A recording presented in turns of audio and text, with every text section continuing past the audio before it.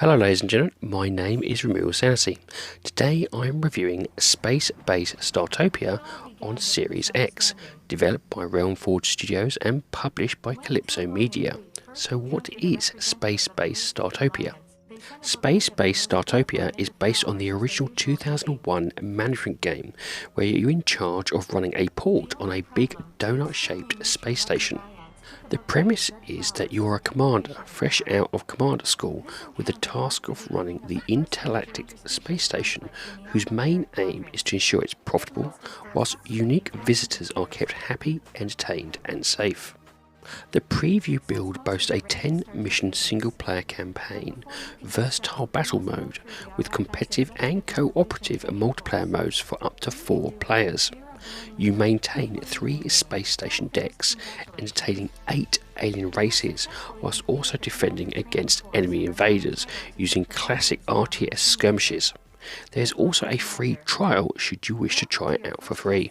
So, on to the gameplay. Now, I have never played the original, but have had enough time in management sims to be versed in the basics. The premise remains the same. You need to balance the needs and wants of all different alien species wandering around your big space club, whilst also hitting some other goals laid out in the objectives menu. Now, this may sound simple, but it rarely is. Your space station is donut shaped and is divided into 3 decks, each with their own function for you to manage simultaneously. The outer ring is your general living / work area, with your middle ring as the entertainment area, and the innermost ring your alien garden, which produces your food, oxygen and materials. Each need careful management and have a variety of elements that need to be built, modified, resourced and maintained. For instance, the garden area needs specific aliens to tend to it, and depending on the resource you are low on, will need regular modifying to yield said resource. Before you enter the main campaign, I would recommend you really do take the time to get yourself familiar with the systems and layouts set out in the tutorials, as you can easily be overwhelmed with the sheer amount of things you can accomplish and how to go about them. And even when you have, there are still aspects of the game you'll have to figure out for yourself, as the game still hasn't fully implemented a complete how to do section. Once done, you can then move on to the campaign, which gives you a variety of goals to complete before you can progress. This all evolves around the economy system of the game, which isn't money but energy. Your space station's environment plays a huge part in this, and keeping a careful eye on the visitor's well-being is essential. For example, one form of currency is rubbish. Recycling it provides you with more energy, but you'll need a recycling station which takes up space to do so. However, leaving it lying around creates a bad atmosphere, like poor air quality and increase of vermin. This in turn can make your visitors sick, which means they will leave and give your starbase a bad rep, which you can spot on a Twitter-like feed in a submenu. So logic would dictate you would always need a recycling unit, right? Well, no.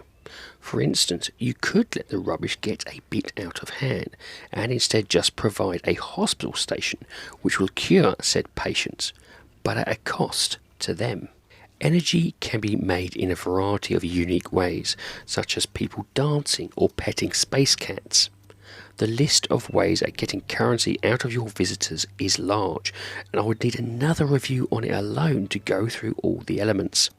Sufficient to say, this game has a truly robust economy that lets you think outside the box to get the very best out of those who visit.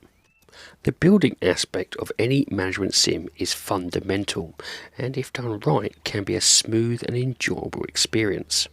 The game does have a research tree that opens up the more you play, and I hope they really do take advantage of it as further down the line with more content. There is a great selection of unique rooms and objects to build, and thankfully there are pre-built templates ready for the gamer who just prefers to get into the action rather than the in-depth element of what is being built. However, for those that really like to get to grips with the specific designing aspects, you can tweak individually the size of the rooms and number of operating equipments within it to really suit your personal preference. The controls for building rooms and placing items are pretty good on the controller, with some clear indications what particular buttons do. However, some of the in-game menu functions need some headers, as figuring them out did require a bit of trial and error. For instance, there is a separate button in the build menu for a mode that allows you to move item blueprints around, but it doesn't tell you that. The landscaping tools for your gardening are also a bit awkward, and I had particular trouble trying to place water in my garden. But again, this is a preview build and will be updated as the game progresses. The camera function here though is brilliant, and being able to zoom around your space base is easy as it is useful. Getting to the level, room or object I want to was no trouble, and perfect when things went wrong and I needed to get my input onto it. One of the great elements of this game is that each of the rooms or objects are quirky and unique that really sell the zone you are working on at any given time. Also, being able to create an advertisement board, silly statues or even disco balls and locate them where you want helps you really personalise the station to your own taste. Now, space is at a premium, so opening more areas is essential to ensure you can evolve your stations to suit the needs of your visitors. Areas are increased horizontally so that it keeps all the same elements on one ring level. All three rings can be connected with vertical travel tubes. However, if you do not have access to the area above or below open, these zones can only be entered horizontally from the location with a tube. Early stages, this really isn't an issue, but as you progress, this could be a problem when other aspects come into play. Speaking of other aspects, the game often throws at you quick time choices as you play that provide you with positive and negative consequences regardless of your choice. Being timed, choosing carefully but quickly is encouraged. Another more interesting aspect is the RTS skirmishes that happen, which helps evolve the management flow. These force you to think quickly and plan carefully, otherwise you could be wiped out and have to start your rebuild from scratch. I would say the attacking system is pretty simple. However, in the heat of battle, getting to it through the menu options and choosing the correct button to attack, move or guard can be a bit of a hassle, even with the circle wheel. For me, I do feel the menus need a bit of streamlining to ensure you get the menu you need to as quick as possible. The multiplayer takes the game to another level by pitting you against your competitors on the same space station. Not only do you need to manage your own area, but you're tasked with sabotaging your opponent's areas by various means, or physically attacking them with your mech units. And that's not even counting the task of repelling space pirates who are eager to board your station and do damage to your own economy. Overall, I found myself endearing to the game very quickly, and getting to grips with the game's functions, aliens, in-game stats and details was enjoyable. I was soon placing air filters like a pro, smushing vermin, carefully placing happy sprays and enjoying the day-to-day routines of my visitors in no time. And what about the graphics? The game's visual style is bright, crisp and colourful regardless of the ring level you're on or the sub-menu you are in. Levels are toned with each specific function, with the working area being more grey-stroke browns in colour, the entertainment area being almost a 70s styles neon affair, and with the garden area doing its best to represent an alien nature unlike anything before it. There are two modes, resolution and frame rate, and both worked exceptionally well. I did spot a bit of tearing when placing your cursor over a room, as if it was trying to reload it all the time, but that was it. The vibrant graphics and bold style, however, shines at its best with the very different alien races, and it helps you quickly pick out each race should you need to do so. Watching your alien visitors close up and interact with the rooms and environment around them are a joy.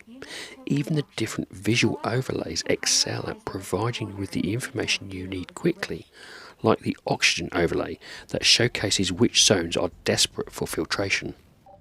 The story itself is told through your snarky AI at the beginning of any level, telling you the main objective you need to complete. There is nothing major groundbreaking here, but the story-based objectives are fun. The AI does a great job of informing you about impending issues and the overall goal of the level, whilst providing a nice comical relief to what can be a stressful situation sometimes. And now to the sound. The sound in this game is well executed with a variety of quirky tunes that are designed to sound space orientated, whilst not being too loud to distract you from your task. The general sounds based around your alien visitors are well characterised and become more prominent as you zoom in on any particular species. Weapon sounds and general room function sounds are also well done, giving you the oomph when you close in, but again not too distracting to the task at hand. The best sounds by far though is the voice work of the snarky AI, and with 4 options to choose from, you'll be hard pushed to find something not to your liking. Overall here the sound is good and sells the bustling nature of a busy spaceport. For me, a good gaming headset or soundbar will set this off perfectly. And this leads me on to the rating of the game. Now I rate games in order of avoid, on sale, great purchase and must own. My rating for SpaceBase Startopia is a great purchase. This space-orientated management game is fun as it is challenging, and while some small elements do need some tweaks, I think it is a great addition to the genre. I had such a good time playing it and can see myself continue to do so as the game evolves over time as the developer tweaks it to its full release. Being a preview build, you expect some things to be not perfect, but that's the choice at getting into the game whilst it's still in a development stage.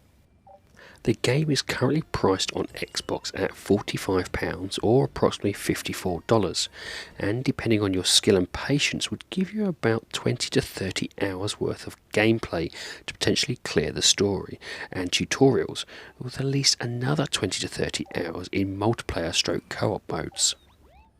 Now it does take a little time to get to grips with the menus and some room functions, but once you do, the game flows very well and in my opinion is very enjoyable if you are into your management sims. The RTS skirmishes break up that strategy aspect whilst ensuring things don't get too stale.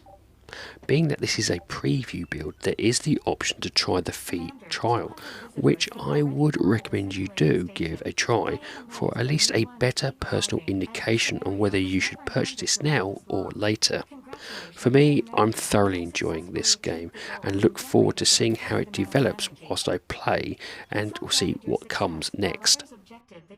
Well, ladies and gentlemen, that's it. I do hope you like this review, and if you do, please like, share and subscribe if you so wish. And if you would like to put some notes or even just a comment in the comment section, I do like reading them.